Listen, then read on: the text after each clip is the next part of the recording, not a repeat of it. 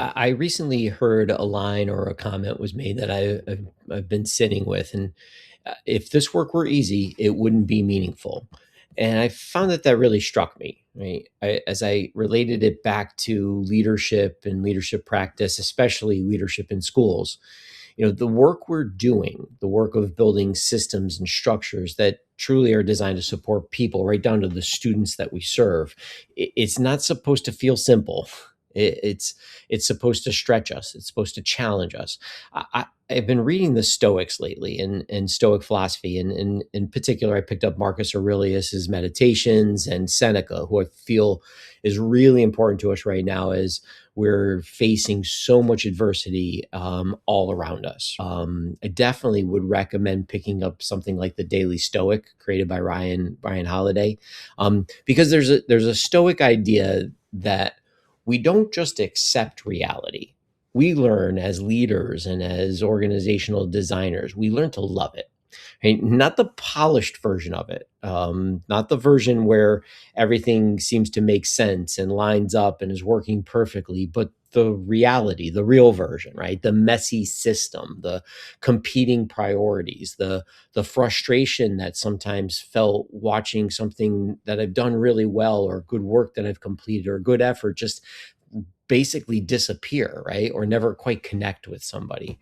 And here's the truth: you don't get to that level or the highest levels of leadership or organizational excellence by avoiding those moments, right? You get to them by working through them, by reflecting on them, by asking better questions, by building real, true collaboration among the people that you serve.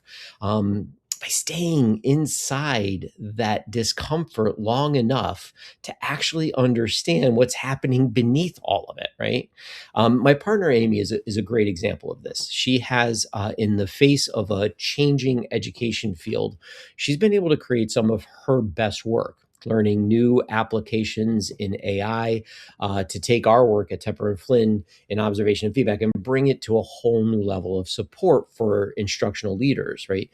That's a great example of understanding reality as the real reality. The example then should be used or could be used to kind of create a mirror for school leaders to consider when thinking about their school or their district organization as a whole. Because schools, it's most important to highlight, they're not machines, right? We have a lot of imagery and organizational theory or of gears, like working together to create symmetry and function. And those can be extremely misleading. An organization that is effective, whether that be a district, a school, hell, a classroom, right? They're living systems. And what makes them work isn't tighter control, it's connection, it's creating meaning. It's whether the people inside the organization can actually see how their work fits together, right? It's not really building more initiatives. It's not about creating faster feedback. Instead, it's about creating meaningful feedback, right? It becomes about cultivating coherence within the system. And coherence is deeply human work. Right? It lives in how we interact with each other. It lives in how we build relationships with each other. And if you know our work at Tepper and Flynn, you know that we've discovered that it is at the heart of it all, the relationships, and relationships living inside that cross section of how we give and receive feedback. Because if we're being honest, right, feedback is one of the few places where everything shows up all at once. So hear me out, right? Trust, clarity, credibility, care, and the balance that we're constantly trying to strike with leaders or instructional coaches that we work with, between that level of challenge that we might have within our feedback and the levels of support that it provides. Right? Too much challenge without some support, right? And people just simply retreat. Too much support without challenge, you're going to have status quo and nothing really changes. But when you get that balance right, that's where the growth happens, right? We know about this just from our understanding as educators in the zone of proximal development and Vygotsky's work, right? That's where people start to see themselves differently. And that's where ownership is invited. I've often said that leaders and organizations need to stop seeking buy-in and strive for ownership. I used to always say, if you're asking people to buy in, you're selling them something. Ownership is what matters. Dan Coyle, the culture code, the talent code, really good stuff, validates this very idea that great cultures aren't built on buy-in, they're built on a sense of belonging and shared responsibility. Michael Fullen reminds us that coherence isn't about alignment on paper, right? It's about shared meaning in the practice that we engage in. Peter Senge in the fifth discipline, right? He pushes us to see the whole, not just the parts of the system. Margaret Wheatley provides an excellent context to cultivating coherence and connection through the way we talk to each other, right? All of those things, that research, those practices, they point to the same thing. People don't commit to systems or machines, they commit to meaning and purpose, right? And here's the hard part. This is where we see most organizations begin to trip up, right? Or individual leaders begin to trip up. Not everyone is going to see it the way you do, right?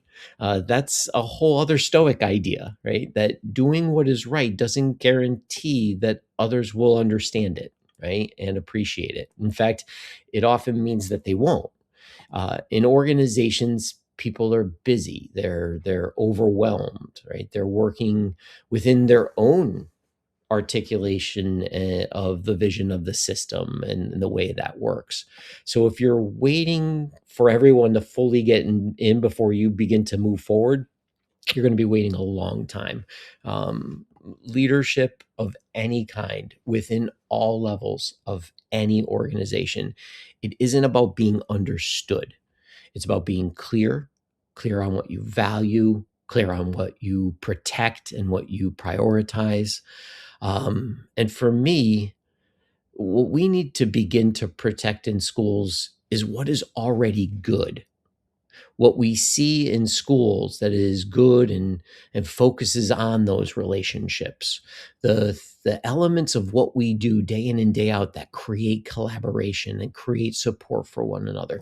Those are the moments of real learning, right? The kind of quiet excellence that happens every single day in a classroom, or I love watching team meetings that function so well because there's high levels of trust and support for one another. And maybe this is part of the work that the Stoics were kind of pointing to as well, right? And where my readings have been taking me.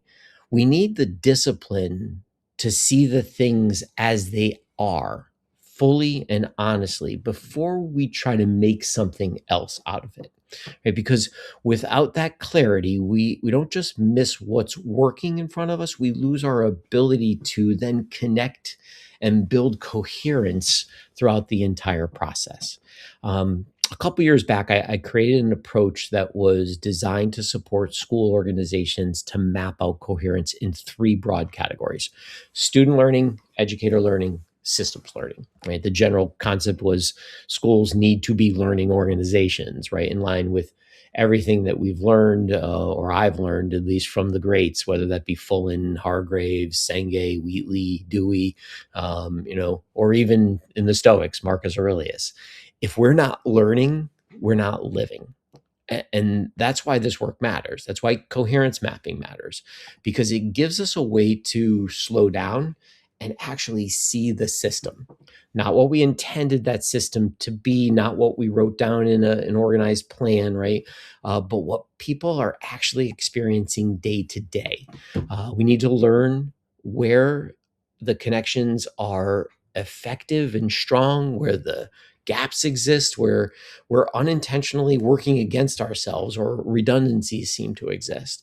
And here's what I've come to believe about it. Coherence isn't something that you implement. It's something that you build and that lives inside how people think, the mindsets that they form, how they create meaning together and interact with one another. So this work, it's not about fixing everything, right? It's about doing what's right, even when it's hard, even when it's unclear, and even when not everyone will actually understand what comes out of it, right? Because if we can help people to begin to see the system and find meaning within it, that's the intersection of where the change will begin.